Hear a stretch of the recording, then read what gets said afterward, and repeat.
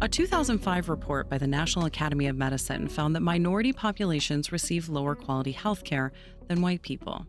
This difference persists even when accounting for insurance, income, and severity of condition.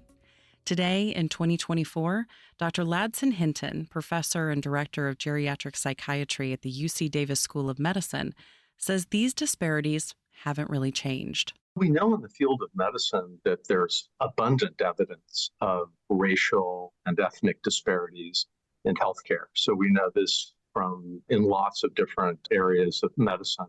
For example, there's been a large effort to increase knowledge and treatment for HIV, a virus that attacks the body's immune system. However, Dr. Toyin Nwafor says that these initiatives may not be helping the ones who need it the most. What we know for sure is that, in the US, we have about 1 in 5 new infections of HIV are in women. And of those, half of them are in Black women and another 25% in Latina women. So again, 7 out of 10 are in women of color in terms of new HIV infections. And overall, when we think about it, the Black Americans make up about 14% of the US population, but about 40% of new infections every year, and also about 40% of people living with HIV. Nwafor is an infectious disease physician and the senior medical director for HIV prevention at Viv Healthcare.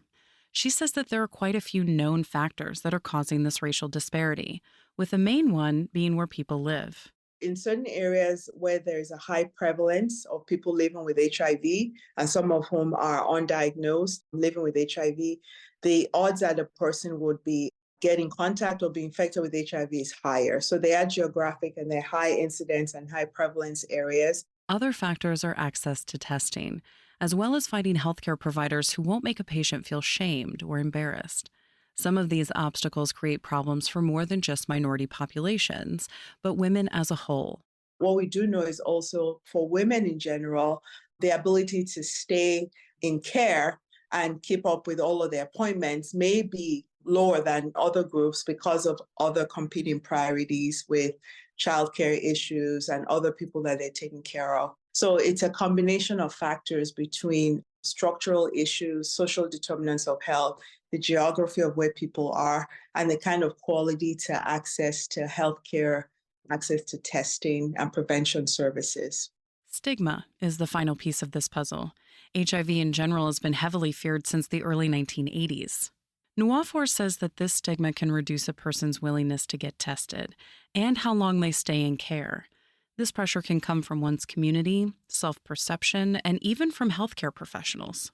If people are going to a primary care office or they're going into offices where staff are not culturally competent, they're not aware of language, they're not aware of the lexicon, that you can actually traumatize people. And sometimes the stigma that comes in a healthcare space is measured to be a lot high in terms of the impact on someone ever going back to engage in care or having anyone that they know go back to engage in care because of their experience. So for the longest time, there really wasn't a lot of focus and emphasis talking to women and speaking with women about their HIV and sexual health in an open, affirming way. And so with that, we really are kind of playing catch up after so many years of not really centering women in these conversations. And as Hinton mentioned earlier, these racial disparities aren't unique to this one sector of health. He recently published a review in the journal Alzheimer's and Dementia. Hinton and the other authors analyzed 71 research studies conducted between 2000 and 2022 to examine the healthcare access and quality for people with dementia. What we really wanted to do is to say, hey, let's take a look and really at all the evidence we have and see how that can inform where we should go in the future, to see whether or not there was accumulating evidence of disparities in certain areas and what we need to do to document those. But more importantly, if we know that disparities exist, we have accumulated evidence, what can we do to actually begin to reduce those disparities and improve dementia healthcare? Dementia healthcare is a long journey that starts at diagnosis and finishes with end-of-life care for patients. Hinton and the research team mapped the various disparities that occur throughout this years-long process. We have a number of studies that have looked at, say, the issue of diagnosis, of accurate and timely diagnosis. And all of the studies that have been conducted show racial and ethnic disparities. So I think that makes a strong case for the existence of those disparities in certain areas and the need to move forward. Hinton believes this research is important because dementia is already a difficult disease for both the people who are diagnosed and their family members. And the tragedy here is that we amplify that suffering by having these disparities in care and things like diagnosis and anti-dementia medication. It really makes things worse. And I think that's something that as a society we should not tolerate. Hinton's study was able to pinpoint specific differences in care for Black and Hispanic patients compared to white ones. For example, 12 out of 15 papers the team reviewed showed lower rates of anti-dementia medication prescription for minority patients. So anti-dementia medications is one area in which we found a lot of evidence of disparities. Another was in the area of diagnosis. So we identified 11 studies that had looked at issues related to accuracy of diagnosis or timeliness of diagnosis. And of those, all of them demonstrated or found that non-Hispanic whites had more optimal care. That is, they had more accurate diagnoses, more timely diagnoses compared with minoritized populations. A third area where there are significant differences in dementia care is hospitalizations. There were much higher rates of hospitalizations among African Americans compared with non-Hispanic whites. And when someone does have dementia, it's particularly stressful and difficult when they're hospitalized because they get much more disoriented in their environment. It's a very stressful experience. And so the higher rates of hospitalization of African Americans who are living with dementia is really concerning. We have evidence of these disparities, but we have very little evidence or indications about what might be driving the disparities. We really need to dive deeper to understand the underlying processes and, more importantly, to intervene to improve diagnosis for minoritized populations. But while dementia research is still early in the process of creating actionable plans that make a difference, Nwafor says that solving the HIV disparities starts with education for both patients and providers, specifically centering the conversations around the individual person. If it's all centered on HIV and that messaging, if that's not what's important to someone, we're never going to get people where they are. So instead of starting the conversation with what's wrong with you or what do you need done, it's like what matters to you. And in that conversation of what matters to you, then knowing about your HIV status, knowing how to keep yourself healthy if you're living with HIV and how to keep yourself healthy if you're HIV uninfected becomes a natural part of the conversation because it's not starting off with the HIV test. It's starting off with you as a person, what's important to you, and how can we enhance the quality of your life. Nwafor mentions that providers need to also realize it's not only what they say, but how that message is delivered. Instead of having a conversation about risk, which promotes fear and judgment, Nwafor advocates for making sexual health a regular topic at everyone's yearly checkup.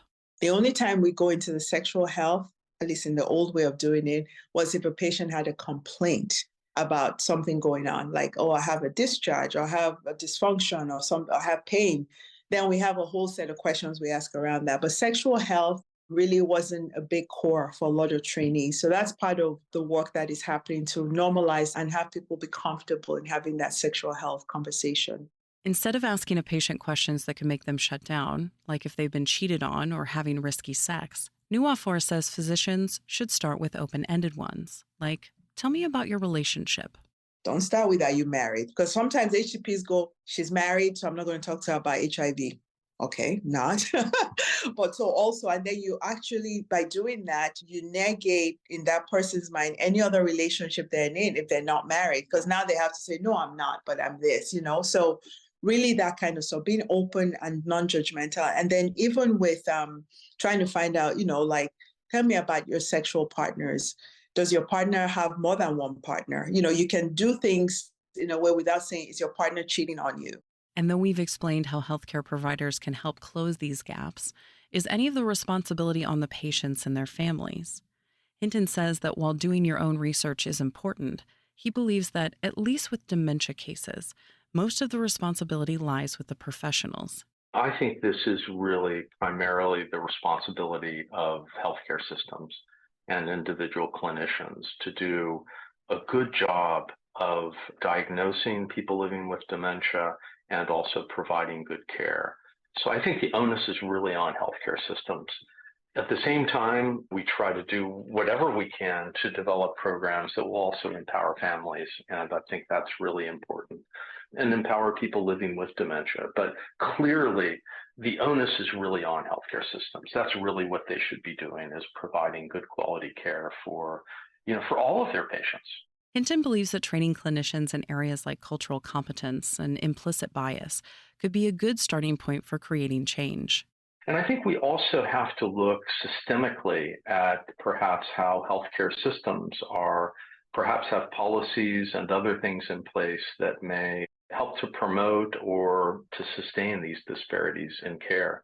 There's a lot of progress that's been made in the Black community, but there's still a disproportionate rate of people newly diagnosed and living with HIV that are Black, and that the 1 in 5 women newly diagnosed with HIV, half of them are Black women, and that there are structural and geographic reasons why people have a higher vulnerability to HIV, and that we need to work on educating people in the community, educating our HCPs, and helping support people. Hopefully, with all of those things, we can decrease the stigma and increase the number of people who access the options that we have to end the epidemic, because we really do have great options for treatment and for prevention, but they're only as good as people being able to get them. You can find more information about Dr. Toyin Nwafor, Dr. Ladson Hinton, and all of our guests on our website, radiohealthjournal.org. Our writer-producer is Kristen Farah. Our executive producer is Amira Zaveri. I'm Elizabeth Westfield.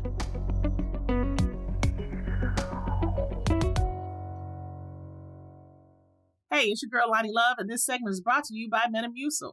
Are you ready to take charge of your digestive health? I know I am. That's why I'm teaming up with Metamucil for the 2-week challenge. Metamucil's 4-in-1 fiber helps promote regularity. Unlike many fibers, Metamucil's psyllium fiber gels to trap and remove waste from your digestive system, helping you feel lighter and more energetic after just 2 weeks. Try the Metamucil 2-week challenge today. Learn more at metamucil.com. These statements have not been evaluated by the Food and Drug Administration. This product is not intended to diagnose, treat, cure, or prevent any disease. Coming up next week on Radio Health Journal.